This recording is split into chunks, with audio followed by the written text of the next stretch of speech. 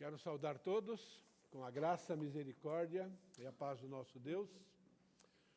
Dizer que vocês são bem-vindos, temos visitantes aqui, que vocês se sintam bem em nosso meio.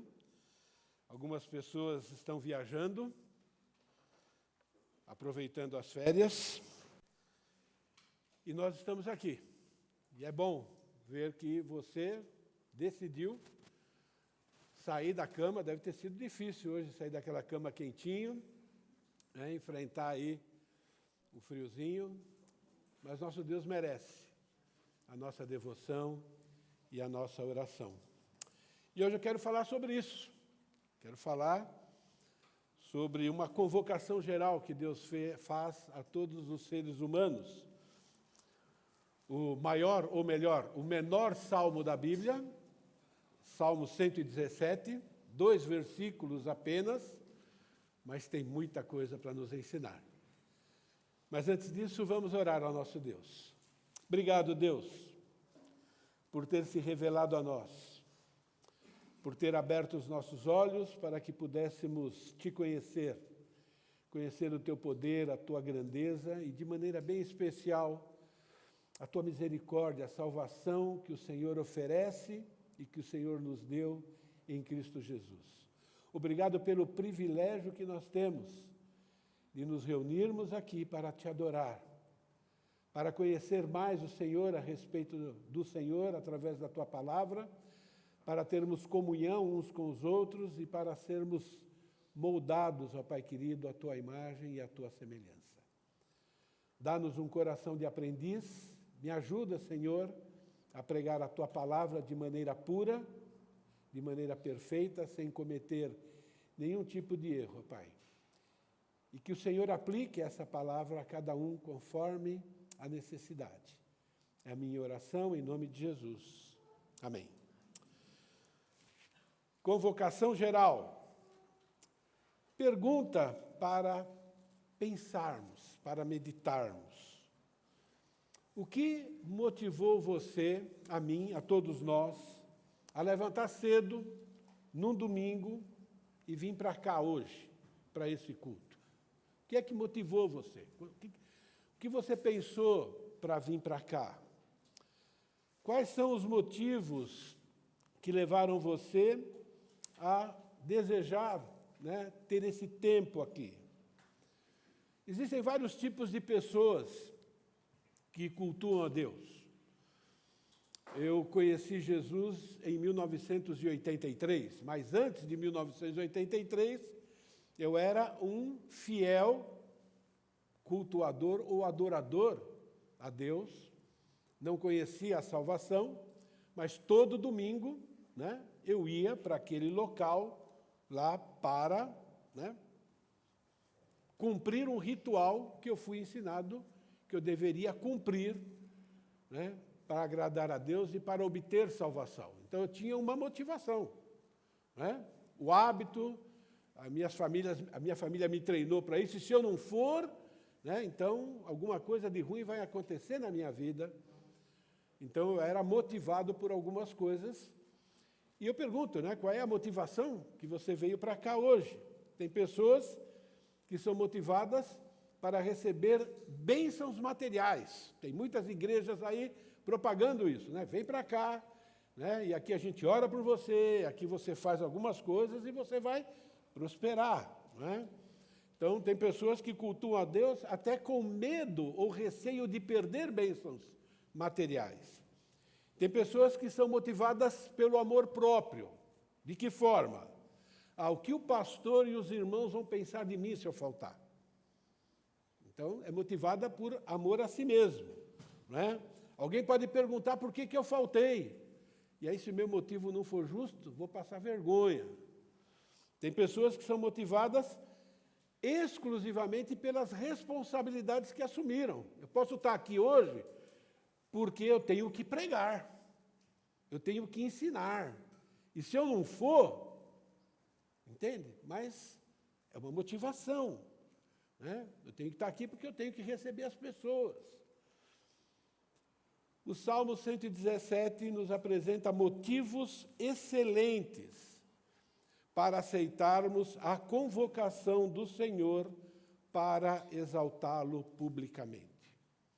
O Salmo 117 é uma convocação, eu vou falar ou explicar sobre isso mais adiante. Então, nós temos aí Salmo 117, ok? Numa versão, louvai ao Senhor todas as nações, louvai-o todos os povos. Quem tem a NVI, no lugar de louvai-o está lá, exaltem ao Senhor todos os povos, porque a sua benignidade, ou a sua misericórdia, ou o seu amor leal é grande para conosco, e a verdade, ou a sua fidelidade, ou a fidelidade do Senhor é para sempre. Louvado seja o Senhor, ou algumas versões terminam dizendo aleluia. E depois nós vamos entender por que é que temos essas versões diferentes.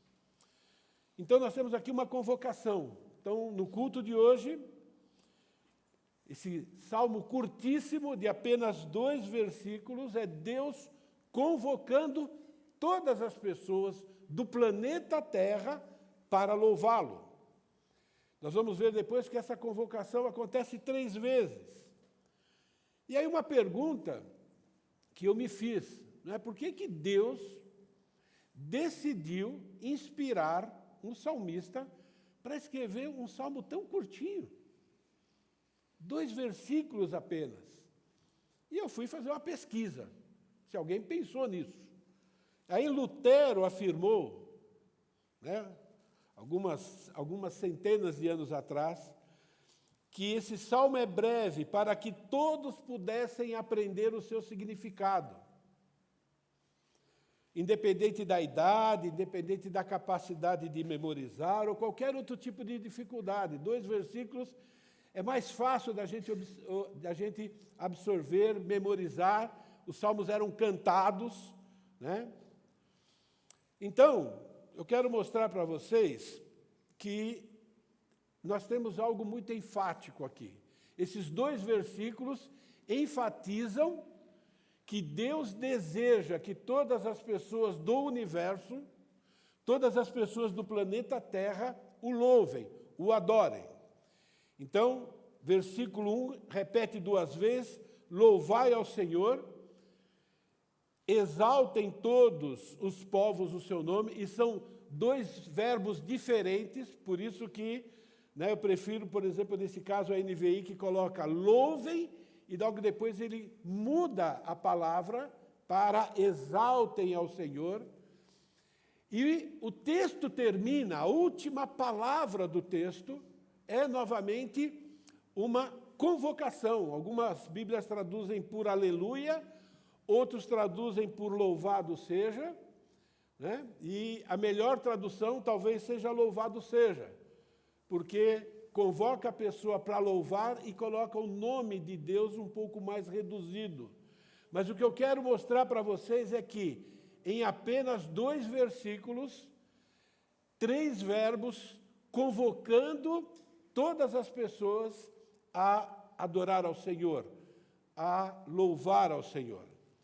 Então, a verdade que nós temos nesse salmo é que esse salmo afirma que todos os seres humanos têm a obrigação de louvar a Deus publicamente. É isso que esse salmo ensina. E quando a gente fala de obrigação, parece que a gente fica até arrepiado, né? Deus querendo obrigar o ser humano, e nós vamos entender por que é uma obrigação. Então, eu vou falar sobre 2 motivos para você, eu e todos os seres humanos louvar a Deus publicamente. O primeiro motivo é esse. O primeiro motivo é porque Ele, Deus, é o único e verdadeiro Deus. Louvai ao Senhor todas as nações. Agora, a tradução para nós é Senhor. No hebraico, foi escolhido o nome próprio de Deus, que, na verdade, ninguém sabe direito qual é, porque o judeu, com zelo de não falar o nome de Deus em vão, escreveu um nome na qual não há nenhuma vogal, e que nós conhecemos esse nome como Yahvé, Yehová ou Javé. E por quê essas três possibilidades? Porque ninguém sabe literalmente qual é o nome, né, de Deus, exceto aquele trecho de Êxodo, quando Deus se apresenta para Moisés dizendo: eu sou o que sou. E os judeus pegaram essa frase, eu sou o que sou, né, e escreveram esse nome impronunciável em reverência ao único Deus verdadeiro. Então, esse salmo, e o salmista escolheu esse nome para mostrar que esse Deus é um Deus único.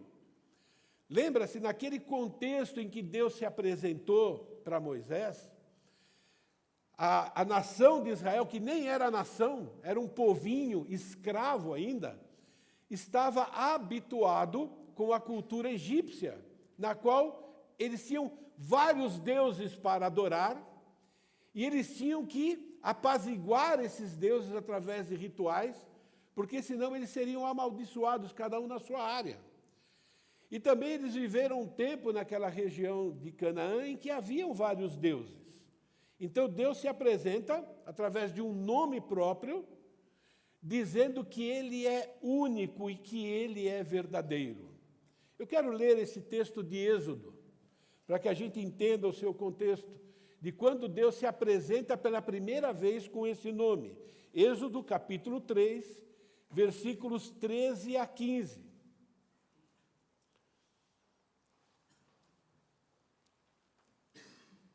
Lembre-se do contexto.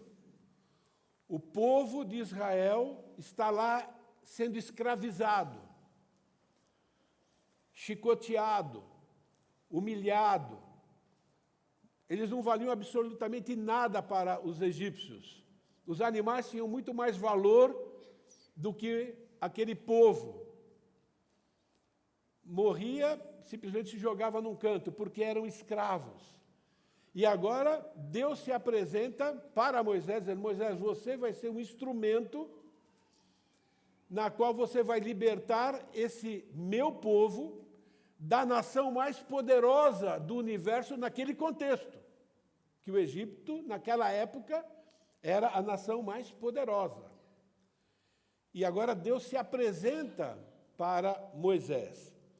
Disse Moisés a Deus: eis que, quando eu vier aos filhos de Israel e lhes disser: o Deus de vossos pais me enviou a vós outros, e eles me perguntarem: qual o seu nome?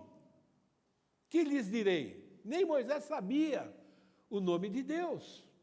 Deus se apresenta daquela forma miraculosa, naquela sarça, naquela árvore que não se queima, e aquela árvore começa a falar com Moisés, e se apresenta como sendo Deus. E agora diz: mas qual é o seu nome? A gente não conhece pelo nome. Não é? E disse Deus a Moisés: eu sou o que sou. Disse mais: assim dirás aos filhos de Israel: eu sou, me enviou a vós outros. Disse Deus ainda mais a Moisés: assim dirás aos filhos de Israel: o Senhor, o Deus de vossos pais, o Deus de Abraão, o Deus de Isaque e o Deus de Jacó, me enviou a vós outros.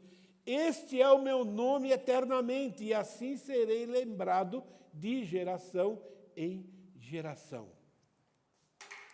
E nós já aprendemos na escola bíblica, há um tempo atrás, que esse nome, eu sou, e essa frase, eu sou o que sou, e existe uma outra possível interpretação, por causa que essa frase, ela pode significar também: eu serei o que serei. Alguém já ouviu esse tipo de tradução em relação a esse texto?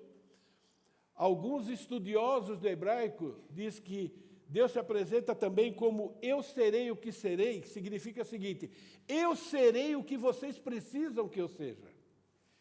Eu serei o que vocês necessitam. Vocês necessitam de salvação, vocês necessitam serem libertos do Egito, e eu vou mostrar para vocês como é que eu vou fazer isso.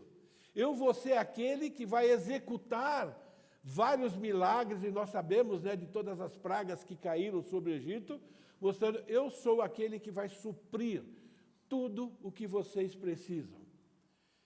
E aqueles que dizem, não, a tradução eu sou o que sou, significa que eu sou aquele todo-poderoso, eu sou aquele que posso fazer o que eu pretendo fazer, porque ninguém pode impedir a minha ação. Eu sou o eterno, eu sou aquele que não tem começo e aquele que não tem fim, eu sou aquele que controla todas as coisas. Mas quando Israel ouve esse nome, Jeová, Javé, logo eles lembram de salvação. Logo eles lembram o Deus que nos salvou, que nos tirou daquela vida miserável de escravidão. E Deus se revela através daquelas poderosas pragas sobre o Egito, né? Revelando realmente que Ele é o Todo-Poderoso e que Ele veio resgatar o seu povo. E depois da libertação daquela escravidão, Deus continua se revelando de maneira sobrenatural. Nós sabemos a história, porque é algo real, não é uma lenda, né? Desde o alimento caindo a cada dia, desde a água, ainda outro tipo de proteção.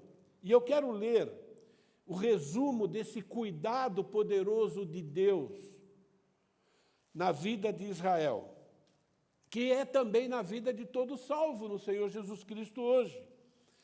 Em Deuteronômio, capítulo 29, versículo de 1 a 9, nós temos um resumo do cuidado e do poder que Deus exerceu sobre a vida daquele povo. Diz assim, são essas as palavras da aliança que o Senhor ordenou a Moisés fizesse com os filhos de Israel na terra de Moabe, além da aliança que fizera com eles em Horebe. Chamou Moisés a todo Israel e lhes disse, prestem atenção agora, tendes visto tudo quanto o Senhor, essa palavra, o Senhor aí, Jeová, fez na terra do Egito, perante vós, a Faraó, e todos os seus servos, e toda a sua terra. As grandes provas que os vossos olhos viram, e os sinais, ou os grandes sinais e maravilhas que fizeram. Está levando eles para lembrar, né, quem Deus é e o que Deus fez por ele. Porém, o Senhor não vos deu coração para entender, nem olhos para ver, nem ouvidos para ouvir, até o dia de hoje. 40 anos vos conduziu pelo deserto. Não envelheceram sobre vós as vossas vestes. Lembra? Andando pelo deserto, e a roupa era tão novinha de quando saiu da loja. É isso que está dizendo aqui. Deus fazendo milagre. Simples assim, e eles nem perceberam isso durante os 40 anos. E agora Moisés está como dizendo, vocês perceberam isso? Tem tantas coisas boas que acontecem na nossa vida e a gente nem percebe. Alguém precisa falar para nós, senão a gente não vê as bênçãos de Deus. Nem gastou do vosso pé a sandália. E naquela época não tinha ônibus. Era tudo andando a pé mesmo. Calor escaldante. E à noite frio para valer. Não é? Pão não comeste e não bebeste vinho, nem bebida forte, para que soubesses que eu sou o Senhor vosso Deus. Vocês não precisaram dessas coisas fabricadas ou feitas por mãos humanas. Eu que dei para vocês água, está lembrando, né? Eu é que dei o maná. Né? Quando vieste a esse lugar, Seom, o rei de Esbom, e Og, rei de Bazã, vos saíram ao encontro à peleja, e nós os ferimos. Até as guerras, Deus deu vitória sobre eles. Ele continua falando, e no versículo 9 ele termina, guardai, pois, as palavras dessa aliança e cumpri-as, para que prospereis em tudo quanto fizerdes. Então, eu sou aqui, para os israelitas, está diretamente ligado com um Salvador extremamente poderoso, que cuida do seu povo de todas as áreas, o único Deus que salva e que liberta da escravidão. Da mesma forma que nós fomos libertos da escravidão do pecado pelo Senhor Jesus. Eu sou, descreve Yahvé, como o único e verdadeiro Deus, aquele que está acima de tudo e de todos, aquele que está acima, inclusive, dos falsos deuses egípcios, que não conseguiram impedir nenhuma praga de Deus sobre aquela nação, porque era uma nação que era conivente com o seu líder em maltratar outros seres humanos, como, por exemplo, Israel. E ali Deus julgou todos aqueles falsos deuses egípcios também. Eu sou também descreve um Deus que é autossuficiente, um Deus que não precisa de absolutamente nada, nunca precisou, um Deus que não precisa nem do ser humano, um Deus que não precisa ser adorado para se tornar mais Deus, ou mais forte ou menos forte. Um Deus que não precisa, ele se autossustenta, ele é soberano. E ele é imutável. Um Deus que não muda. Aquilo que ele decretou vai acontecer. E ele havia profetizado 400 anos antes para Abraão, falando, olha, a tua descendência, ela vai ser escravizada, mas depois de 400 anos eu vou libertá-los. Esse é o Deus soberano. Um Deus que não precisa de ninguém para continuar existindo, não precisa de ninguém para que o seu poder seja maior ou menor, um Deus que é ilimitado. É isso que significa eu sou. E Deus está dizendo, é por isso que eu estou convocando todas as nações para me adorar, porque eu sou Deus, eu sou único. E é interessante, quando Jesus esteve aqui na terra, ele afirmou que é o eu sou. João, capítulo 8, versículos 57 e 58, diz assim, perguntaram, pois, os judeus, ainda não tens 50 anos e viste Abraão? Porque Deus declarou, né? Antes de Abraão existir, eu sou. E ele diz aqui, respondeu-lhe Jesus, na verdade vos digo, antes que Abraão existisse. E aí ele usa o mesmo título que Deus usou lá quando libertou o povo de Israel, porque Jesus veio fazer a mesma coisa numa área diferente. Do mesmo jeito que eu sou no Antigo Testamento, veio libertar o povo de Israel da escravidão egípcia, que simboliza a escravidão de todo ser humano em relação ao pecado. Jesus agora veio para libertar as pessoas da escravidão do pecado, do poder que o pecado tem sobre as pessoas. Então, Deus convoca todos os seres humanos para reconhecerem quem Ele é e louvá-lo publicamente como Deus único, Criador, Cuidador, Salvador e Sustentador de todas as coisas. Então, esse é o primeiro motivo. Todo ser humano deveria estar adorando a Deus publicamente. Graças a Deus, nós estamos aqui. Por quê? Pelo simples fato dele ser Deus, único e verdadeiro, Criador de todas as coisas, inclusive de nós. O segundo motivo, e eu quero desenvolver mais esse motivo, Deus aqui inspira o salmista para afirmar que todo ser humano deve louvar a Deus porque Ele nos trata com benevolência, e eu quero enfatizar isso, imerecida. Porque a sua benignidade, quem tem a revista e atualizada no lugar de benignidade está escrito misericórdia, quem tem a revista e é atualizada está escrito amor leal, a NVI traduz como amor leal, é grande para conosco e a sua verdade ou a sua fidelidade ou a fidelidade do Senhor é para sempre. Significa isso? Significa que Deus utiliza todo o seu poder, toda a sua soberania, toda a sua total independência, todas as suas qualidades, toda a sua autossuficiência, para a glória dele, isso é, para que ele seja reconhecido como o único Deus verdadeiro, mas também para cuidar do ser humano. Do mesmo jeito que um pai ou uma mãe usa tudo aquilo que ela tem, toda a sua energia, todo o seu esforço para o bem da família, não para proveito próprio, Deus também utiliza todo o seu poder, toda a sua capacidade, tudo que Ele tem, Ele utiliza também para cuidar do ser humano e da sua criação. É por isso que Ele convoca todos os seres humanos para louvá-lo. Todo ser humano deve adorar a Deus por causa daquilo que Ele é, de quem Ele é, mas também por causa das suas ações em nosso favor. Pense nas ações bondosas de Deus, não somente para os salvos, para toda a humanidade. Pense nisso.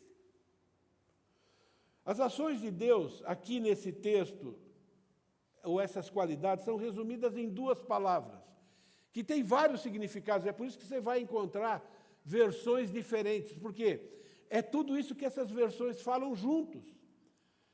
As ações de Deus aqui são resumidos em benignidade e fidelidade de Deus.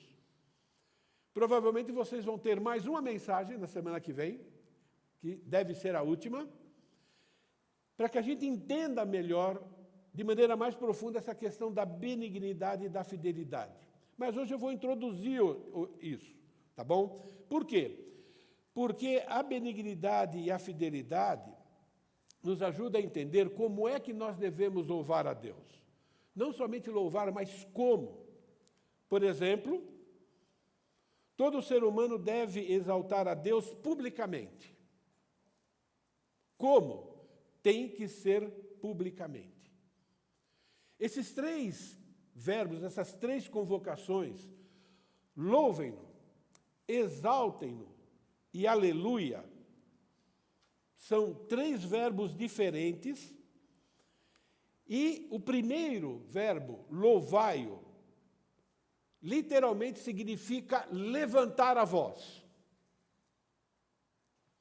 Então, se você estiver na rua e você levanta a sua voz para louvar a Deus, a maioria vai achar que você é louco. Ok, mas é isso que está dizendo. Tá bom? Agora, é lógico que você vai fazer isso de maneira bem pensada. Mas ainda está dizendo que tem que ser algo público. Um estudioso da língua hebraica afirma que a raiz dessa palavra, a origem dessa palavra louvai-o, vem do termo fazer barulho. Então a ideia é essa, não é? Deus não quer apenas que a gente adore ao Senhor lá no nosso quarto, quietinho, através de pensamentos. Não, Ele está dizendo que o louvor a Deus deve ser algo público. As pessoas devem saber que você é um adorador do único e verdadeiro Deus. Não é um agente secreto, oculto, que se esconde, né? Que tem vergonha disso. Não.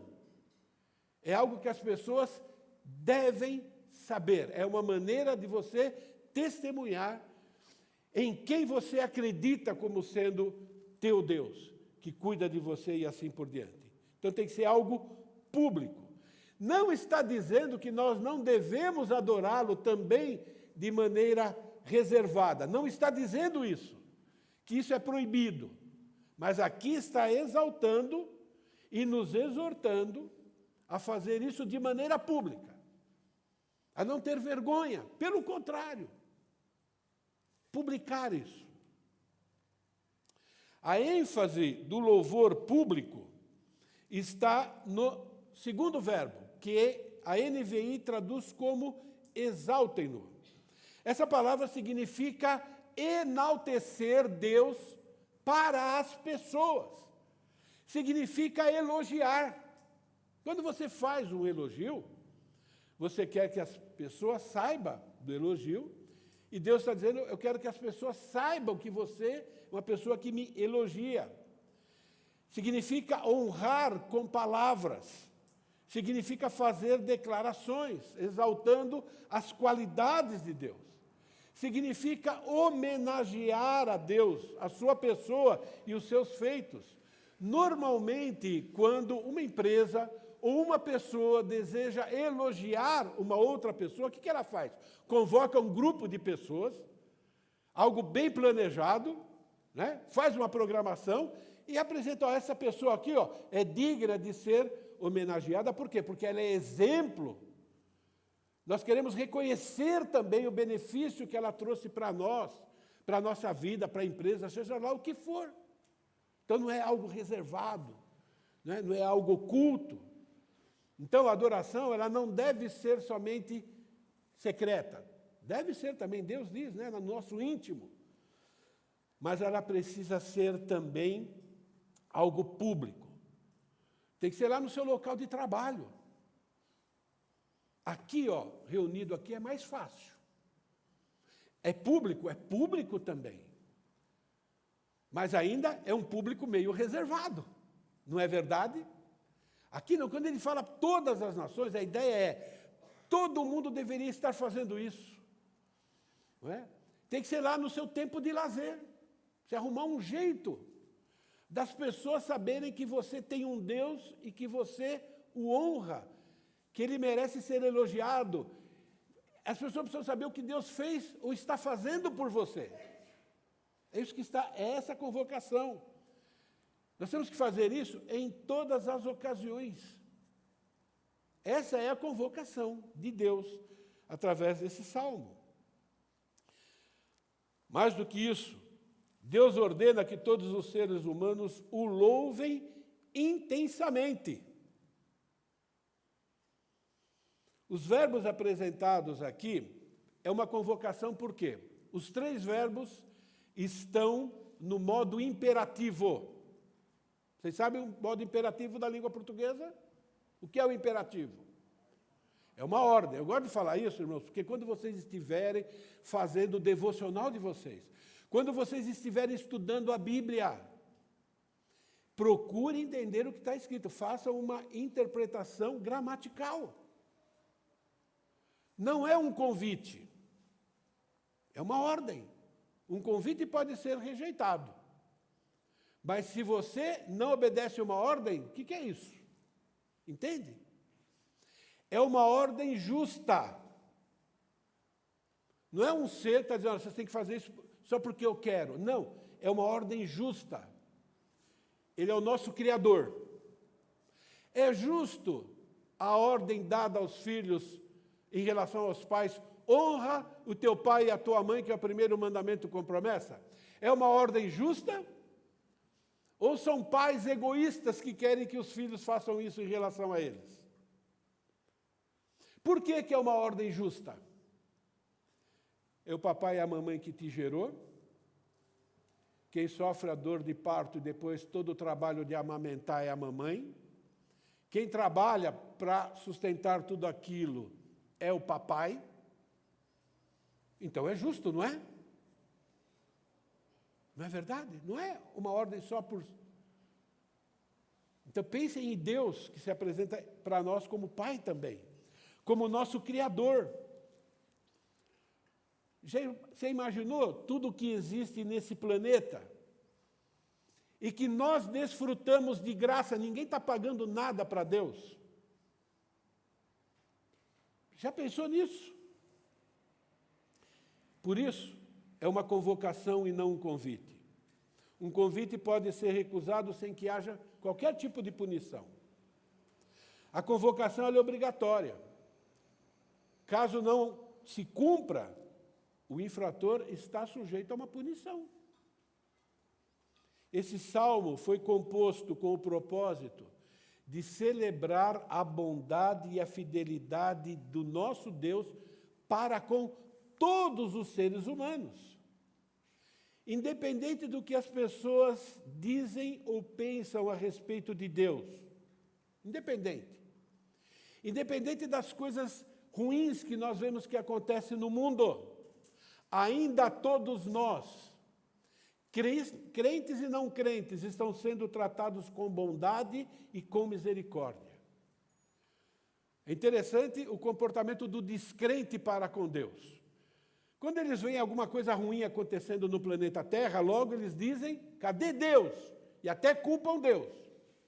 Mas em relação às coisas boas, ninguém fala nada de Deus. É interessante. Né? Está lá tomando banho de cachoeira, ninguém fala. Né? Mas que delícia, quem foi que criou isso para mim? E não paga nada por aquilo. Entende? Todos os seres humanos estão usando recursos criados por Deus sem pagar nada para Deus. Você já pensou nisso? Quanto é que você está pagando? Dá uma respirada funda aí, gente. Quanto é que você pagou por esse ar? Quanto é que você pagou por essa energia para respirar? Você acha que isso vem de onde? A gente não pensa nisso. Não é verdade? Quanto que você está pagando? Está no inverno, mas esse solzinho no inverno é uma delícia, não é? Imagine se não existisse sol. Ou se Deus decidisse agora cobrir tudo de nuvens. O que ia acontecer com as plantações? Não, mas eu pago pela comida que eu como. É mesmo? E quem é que paga para Deus a terra, a semente, a chuva cair na hora certa? Quem é que paga por isso? O mundo vive um caos? Vive sim. Um caos que Deus falou, o dia que você comer desse fruto, você vai morrer. Mas junto com isso tem a misericórdia de Deus, tem a bondade de Deus. Entende? E quem conhece Jesus como Senhor e Salvador, então tem bondade mais intensa e eterna também. Mas a convocação é para todas as pessoas do planeta, independente de conhecer a salvação em Cristo Jesus. Todo ser humano é tratado ainda com bondade e com misericórdia. Os cristãos têm uma frase, né? Nós ainda merecemos o inferno, a gente sabe disso. Não é verdade? Ainda merecemos. Por mérito próprio, ainda merecemos o inferno. E todo ser humano merece o inferno agora. E o fato de não estar no inferno agora é misericórdia e bondade de Deus. Ouro, prata, eu fiz uma listinha aqui, níquel, metais agora que estão sendo usados pela indústria de tecnologia. Tudo isso foi criado por quem? Foi feito por quem? Quem é que está pagando para Deus sobre isso? Entende? As pessoas se esquecem disso ou negam. Por isso que tem outras. A verdade é, Deus criou tudo. Daí o ser humano cria agora, né, para não honrar a Deus, e eu vou falar sobre isso um pouquinho depois, criam, inventam, né, histórias para não honrar Deus, para não louvar a Deus. Até a capacidade para estudar, para exercer a sua profissão, no nível que for, vem de Deus. É Ele que dá toda essa energia para cada ser humano. Ele faz assim, ó, e tudo acaba. Ao decidir acreditar na teoria da evolução, o ser humano, de propósito, decidiu não aceitar essa convocação. Decidiu, de propósito, em vez de honrar. Qual é o antônimo de honra? Desonra. Decidiram propositadamente desonrar o Criador. Deus, sabendo disso, escreveu esse salmo, de 2 versículos apenas. Crer que foi criado por um Deus, à imagem e semelhança dele, implica em reconhecer que está sendo cuidado por esse Deus. E, ao reconhecer, vai exaltá-lo.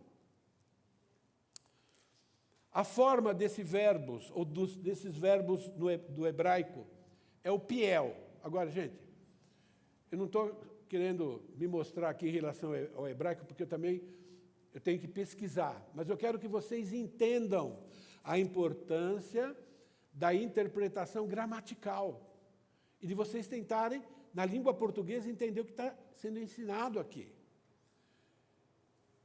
No hebraico, essa forma, chamado piel, é usado para uma ação intensiva, intencional e repetida.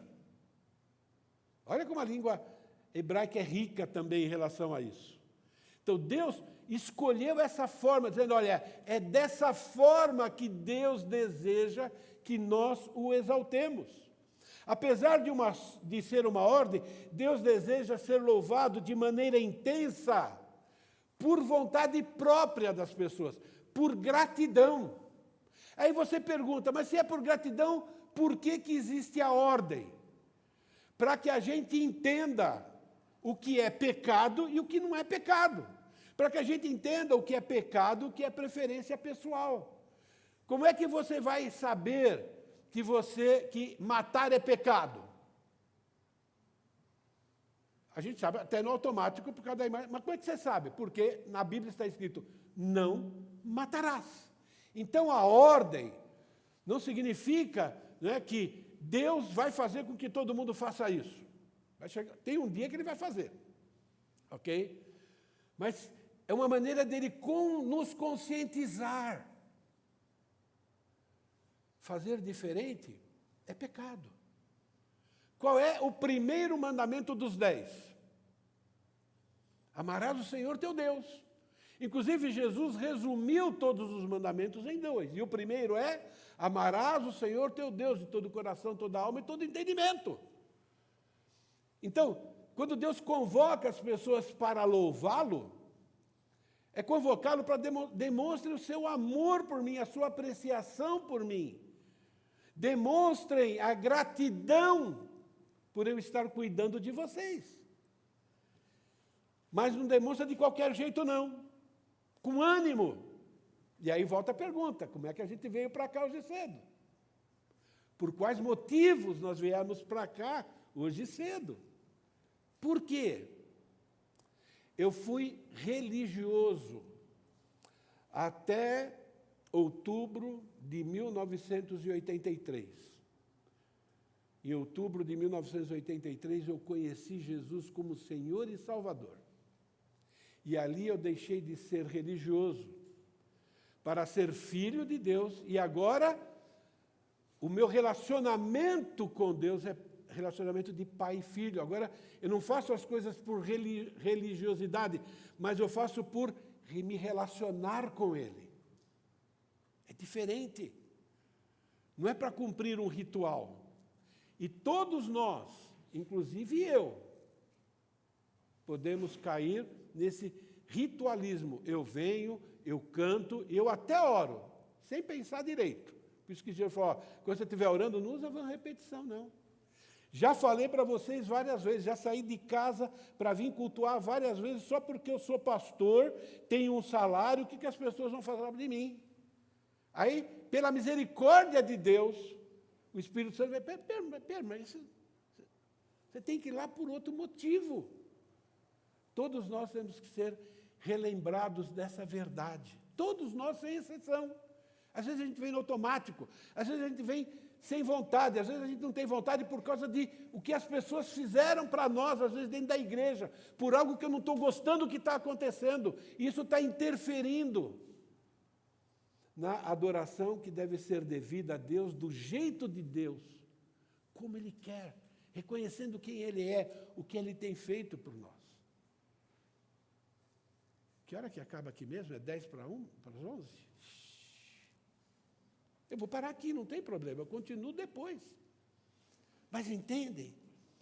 É uma ordem para nós nos conscientizarmos que é justo, que é correto louvar a Deus. Não é porque, se eu não fizer, sabe, Deus vai arrancar minhas orelhas fora. Eu venho aqui por aquilo que Ele já está fazendo de bom para mim. Ele é fiel, Ele é leal. Não devemos louvar a Deus por medo, não devemos louvar a Deus para aparecer, não vou louvar a Deus para eu me destacar diante das pessoas. Não, porque Deus é perfeito em tudo o que faz, porque Ele está cuidando de mim, Ele merece ser elogiado, Ele merece ser publicado, Ele merece que eu fale para as pessoas, mesmo que as pessoas zombem de mim, mesmo que elas dizem, aqui não é hora para isso. Ué, Numa frase, você recebe um elogio no seu trabalho e você diz, olha, sabe por que eu consigo fazer isso? Porque eu tenho um Deus que me ajuda. Eu tenho um Deus que me anima. Eu tenho um Deus que cuida de mim. A gente fala tanta coisa no trabalho, na faculdade. Você faz aquela cesta lá, espetacular. Né? Rapaz, você sabe que é Deus que me ajudou, Deus que me deu gosto para isso aqui. Né? Entende? Ele que me dá energia, Ele que... Então, essa forma, né, piel, lembre disso daí, é algo intenso, propositado, que vem de lá do fundo do coração, algo que deve ser repetido e também significa algo prolongado. Né? Não é uma vez e... Não, é estilo de vida. Louvem continuadamente, de forma fervorosa e bem planejada, o nosso Deus. Porque Ele é benigno, porque Ele é fiel. Ele merece a nossa adoração. Amém? Obrigado, Senhor, por essas verdades simples. Provavelmente todos sabem desses dois motivos de adorarmos ao Senhor. Isso é por aquilo que o Senhor é, mas também por aquilo que o Senhor tem feito por nós. Obrigado pela tua bondade e pela tua misericórdia. Amor esse demonstrado de maneira extrema ao enviar o teu Filho para pagar o preço do nosso pecado, para que recebêssemos o perdão imerecido também de graça, e a vida eterna também é merecida e de graça. Ajuda-nos, ó Pai querido, a termos coragem de Te louvar publicamente, ó Pai querido, dando testemunho de que somos Teus adoradores, para a honra e glória do Teu nome. Em nome de Jesus. Amém. Intervalo.